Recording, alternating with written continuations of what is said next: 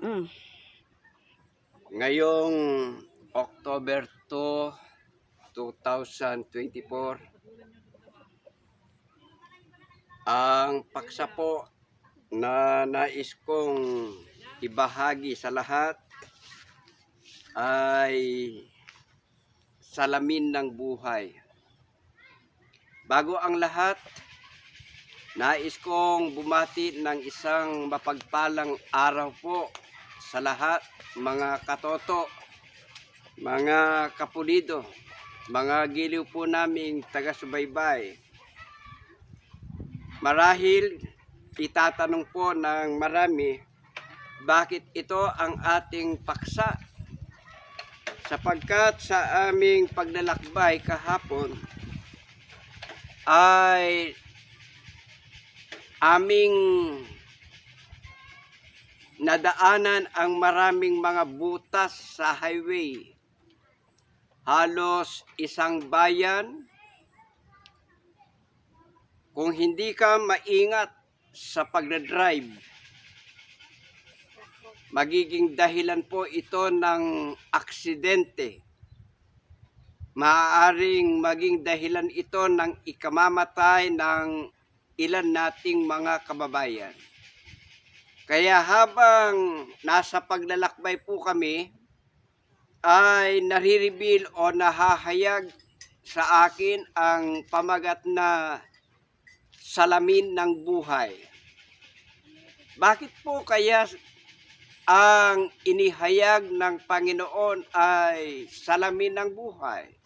Sapagkat ang isang tao kung siya ay mayroong pupuntahan o nais niyang tignan ang kanyang sarili, siya po ay dadako sa salamin.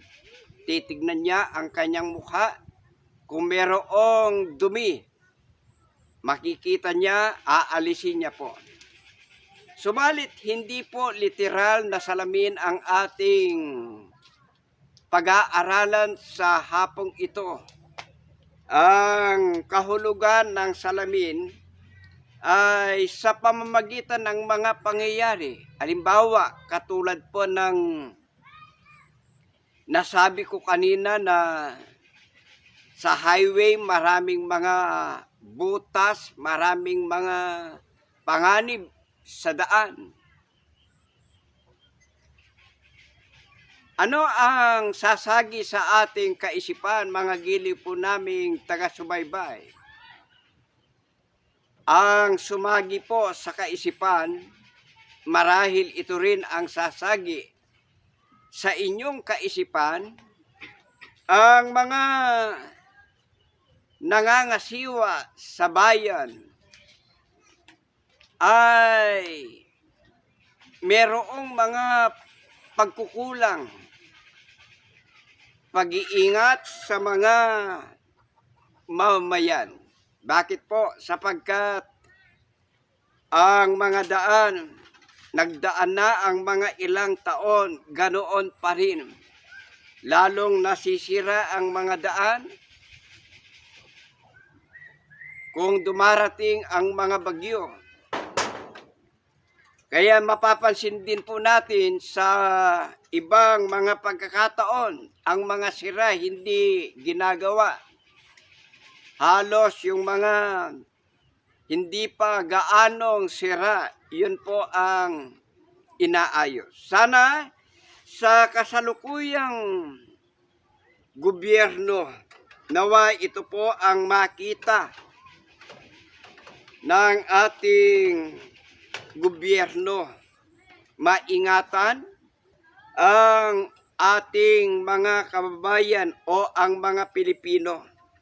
Sapagkat mahalaga po na yung mga daan, kailangan ay ma-safety po para sino man ang magbibiyahe, anuman ang sasakyan na gamit, ito po ay merong mga concern. Ibig sabihin, naiingatan po.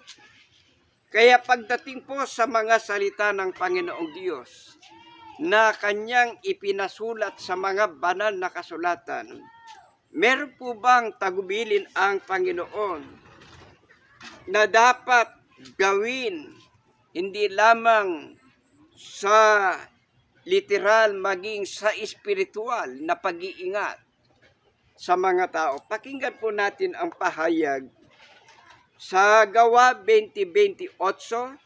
Ganito ang nakasulat at aking babasahin. Ingatan ninyo ang inyong sarili at ang buong kawan na sa kanila'y ginawa kayo ng Espiritu Santo ng mga obispo upang pakanin ninyo ang iglesia ng Panginoon na binili niya ng kanyang sariling dugo. Ayon po sa salita ng Panginoon, meron po bang ipinagtatagubilin ang Panginoon maging sa mga espiritual na leader, maging sa mga leader na halimbawa sa gobyerno? Ang pahayag po sa atin, ang sinabi ng Panginoon, ingatan ninyo ang inyong sarili at ang buong kawan. Ibig sabihin, magkaroon po ng concern.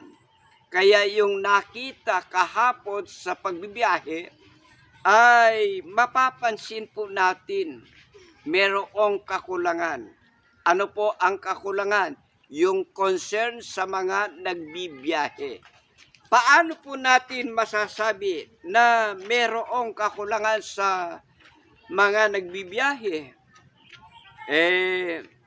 Yung pong mga butas, mga bako-bako sa daan, sa highway, yun po ang nagiging salamin natin.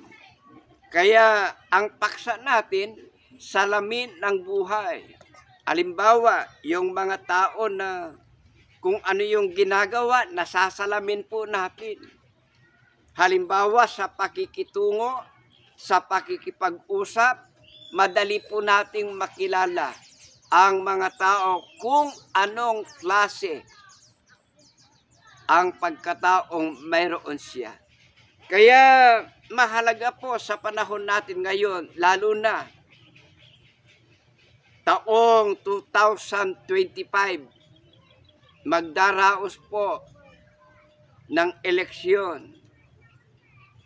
Kaya sa panonood po natin sa YouTube, nakikita po natin ang mga pagsasalita, ang paghahayag ng iba't ibang mga kumakandidato. Huwag po tayong paaakay sa mga salit-saling sabi, kundi tayo ay magkaroon ng tamang pag-iisip, ng malalim na pangunawa, ng salaminin po natin sa pamamagitan ng kanilang mga pagsagot, sa pamamagitan ng kanilang mga pagtatanong, sa pamamagitan ng kanilang mga ini-a-apply o mga pagtulong sa mga Pilipino sa iba't ibang dako. Kaya sinasamantala ko po ang pagkakataong ito, mapalad po tayo sapagkat ang ating Pangulo ngayon ay kamakailan lang pumunta po daw dito sa Gimba, Nueva Ecija, namigay ng tulong sa mga magsasaka. Kaya mabuhay po ang kasalukuyang administrasyon. Kaya mga gili po naming taga-subaybay, sa ngayon, sa araw na po ito, nasa Barangay Sinulatan po kami. Barangay Sinulatan, Gimba, Nueva Ecija. Kaya salamat sa Panginoon, bagamat merong bagyo sa kasalukuyan, subalit dito sa Nueva Ecija, maganda po yung panahon. Mula kaninang umaga, wala pong ulan. Kaya sa mga nagaganap po sa buhay natin, halimbawa, mga bagyo na yan, ngayon, meron ng signal number 5, nasasalamin po natin, nauunawaan natin, napapalapit na ang ikalawang pagparito ng ating Panginoon. Kaya dalasan po natin ang pagsalamin kung paano ang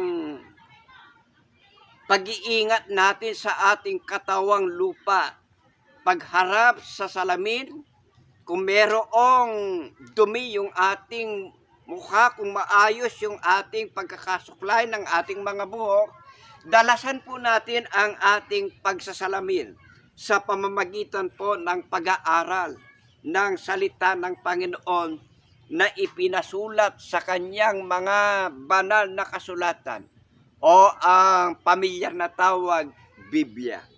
Kaya ayon po sa salita ng Panginoon, ano ang ipinangako ng ating Panginoong Hesukristo? Pakinggan po natin sa 14:1. Huwag maglumihanan ang inyong puso, magsisampalataya kayo sa Diyos, magsisampalataya naman kayo sa akin. Sa bahay ng aking ama ay maraming tahanan. Kundi gayon ay sinabi ko sana sa inyo, sapagkat ako'y paroroon upang ipaghahanda ko kayo ng dakong kalalagyan. At kung ako'y pumaroon at kayo'y maipaghanda ng kalalagyan, ay muling paririto ako at kay aking tatanggapin ko sa aking sarili upang kung saan ako naroon, kayo naman ay dumoon. Mga gili po naming katoto, mga kapulido, pangako ng ating Panginoon, sa bahay ng aking ama niya, maraming tahanan. Minsan napanood ko po sa YouTube, meron po silang nakita na kahawig ng planet Earth at ang klima ay halos pareho. Kaya ang mga dalubhasang mga tao nag-iisip, maaaring ito ang sinasabi ng Panginoon na magiging tahanan ng kanyang mga alagad, maging tahanan ng mga taong sumampalataya sa kanya. Kaya sabi ng Panginoon, sa bahay ng aking ama maraming tahanan. Kundi gayon, sinabi ko sana sa inyo, aakyat ako sa aking ama na inyong ama, aking Diyos at inyong Diyos. Ipaghahanda ko kayo, nakahanda na ang dako na ating tatahanan. Kaya habang tayo po ay narito sa lupa, maraming mga pagsubok, gawin po natin ang mabuti. Gawin po natin ang pagmamalasakit. Ilaan po natin ang ating natitirang buhay sa mga paglilingkod sa Panginoon. Hanggang sa muli, maraming salamat po. Inuulit ko, ang pagpapala ng ating Panginoon ay sumaating lahat. Sa Diyos po ang kapurihan. Muli, salamat po sa Panginoon.